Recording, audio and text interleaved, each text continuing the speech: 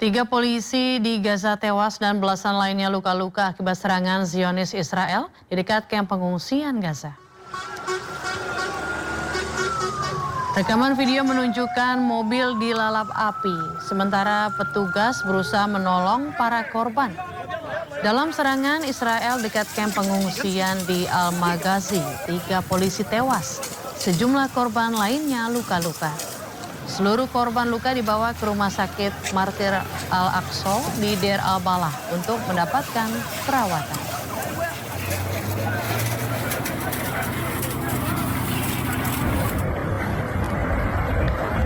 Sementara itu ledakan besar terjadi di selatan Lebanon. Ledakan ini adalah bagian dari serangan Israel. Jet tempur Israel menyerang sejumlah kota di Lebanon Selatan. Dan Israel lagi-lagi beralasan serangan menyasar pusat komando fasilitas peluncuran roket dan infrastruktur militer Hizbullah.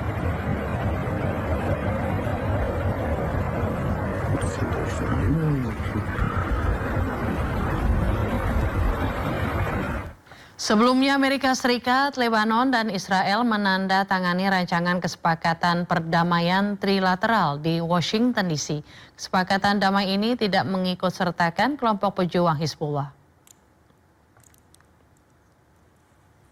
Kesepakatan ini lahir usai 5 tahap pembicaraan di Washington antara Amerika Serikat, Lebanon, dan Israel. Kesepakatan ini diharapkan dapat mengakhiri perang antara Hizbullah yang didukung Iran dan Israel di Lebanon Selatan. Sayangnya rancangan kesepakatan damai ini mengesampingkan pejuang Hizbullah.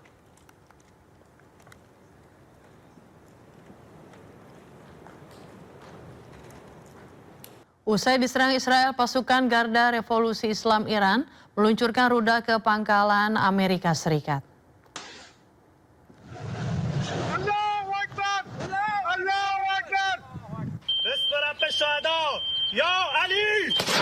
Pasca serangan yang dilakukan Amerika Serikat ke Iran, pasukan IRGC merespon keras atas serangan tersebut. Pasukan Garda Revolusi Islam Iran meluncurkan rudal yang menargetkan pangkalan-pangkalan Amerika Serikat di Timur Tengah. Sementara Pusat Komando Amerika Serikat mengklaim Iran serang kapal dagang berbendera Singapura, MV Ever Lovely, dilaporkan menjadi sasaran serangan drone Iran di perairan dekat Oman.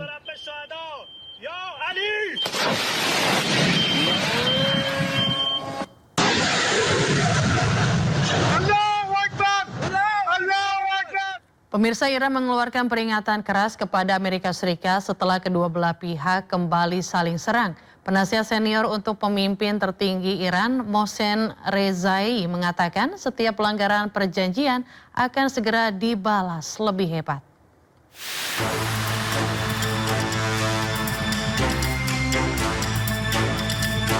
Amerika Serikat dan Iran kembali saling serang setelah kedua belah pihak menyepakati gencatan senjata. AS menyerang Iran setelah sebuah kapal AS dilaporkan menjadi sasaran serangan drone di perairan dekat Oman. Sementara Iran membalas dengan meluncurkan serangan terhadap pangkalan-pangkalan militer AS di Timur Tengah. Menanggapi ketegangan di Selat Hormuz, penasihat senior untuk pemimpin tertinggi Iran, Mohsen Rezai, mengeluarkan peringatan keras kepada Amerika Serikat. Ia memperingatkan bahwa setiap pelanggaran perjanjian akan segera dibalas dengan cepat dan menghancurkan.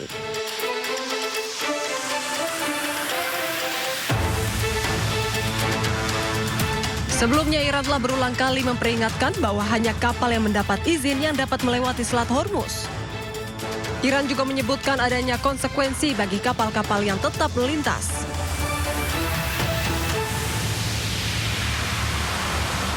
Menteri Israel Benjamin Netanyahu menyatakan Israel bukan pihak dalam perjanjian antara Amerika Serikat dengan Iran. Netanyahu tegaskan tidak akan tinggalkan zona keamanan untuk mencegah serangan Iran dan Hizbullah. אנחנו אמרנו מלכתחילה, אנחנו לא היינו צד להסכם בין ארצות הברית ואיראן, אבל זה לא אומר שאין לנו אינטרסים. יש לנו אינטרסים, אנחנו גם נביע אותם. אגב, גם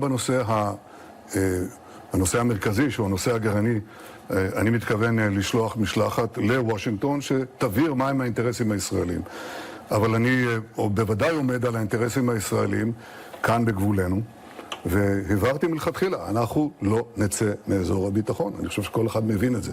ואני חושב שגם בארצות הברית מבינים את זה היטב, ועובדה היא שמזכיר המדינה, מרקו רוביו, שאיתו קיימתי כמה וכמה שיחות, הוא בעצם נתן את תמיכתה של ארצות הברית לתפיסה הזאת של אזור ביטחון שמונע מאיראן ומחיזבאללה לתקוף אותנו.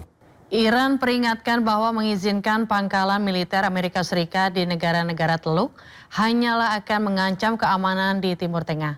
Peringatan muncul setelah AS Iran kini kembali saling serang beberapa hari usai kedua belah pihak menyepakati gencatan senjata.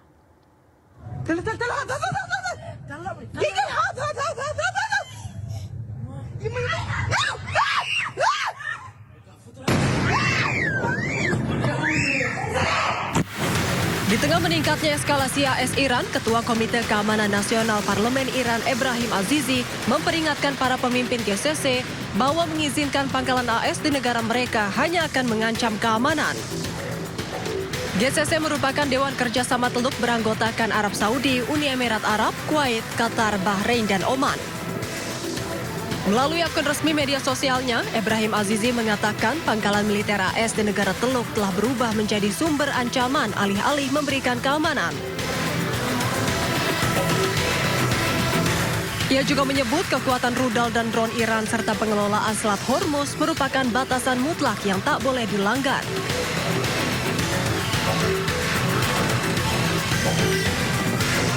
Sehingga satu-satunya jalan menuju keamanan regional hanyalah dengan menjauhkan diri dari Amerika Serikat.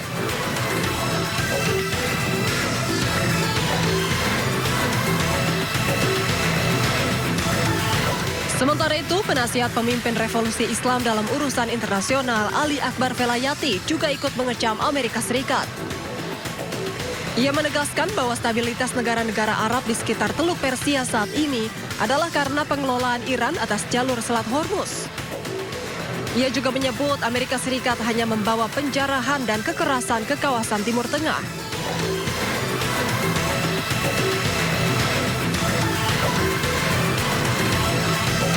Setelah beberapa hari AS dan Iran menyepakati gencatan senjata, kedua pihak kini kembali saling serang. AS meluncurkan serangan udara terhadap sejumlah lokasi penyimpanan rudal, drone, dan radar pantai di Iran. Sementara Iran juga meluncurkan serangan balik ke pangkalan-pangkalan militer AS di Timur Tengah. Gelombang protes pecah di Lebanon setelah pemerintah menyepakati kerangka perjanjian baru dengan Israel. Demonstrasi berlangsung di jalanan ibu kota Beirut yang diwarnai dengan aksi pembakaran dan penolakan terhadap kesepakatan dengan Israel.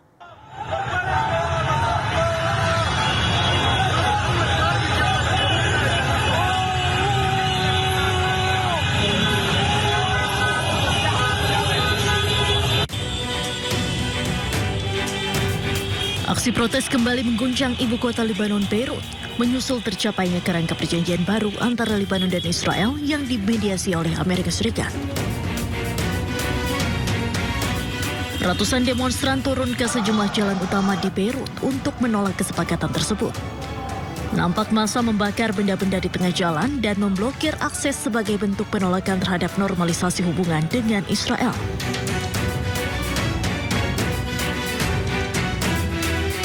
Kesepakatan yang juga melibatkan Amerika Serikat itu memicu kemarahan sebagian warga Lebanon karena dinilai menguntungkan Israel.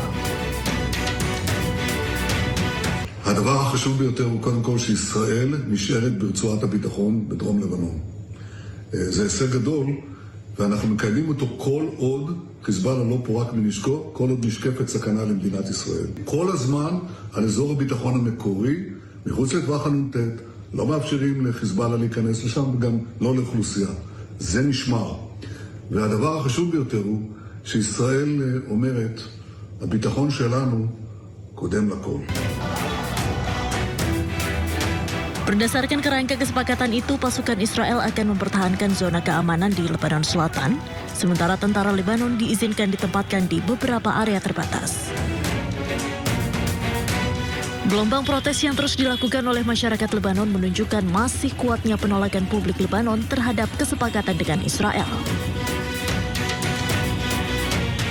Pemirsa, insiden mengerikan terjadi di Cina di mana sebuah pesawat kecil menghantam gedung pencakar langit tertinggi di Beijing. Tabrakan ini menyebabkan sang pilot tewas dan belasan orang lainnya terluka.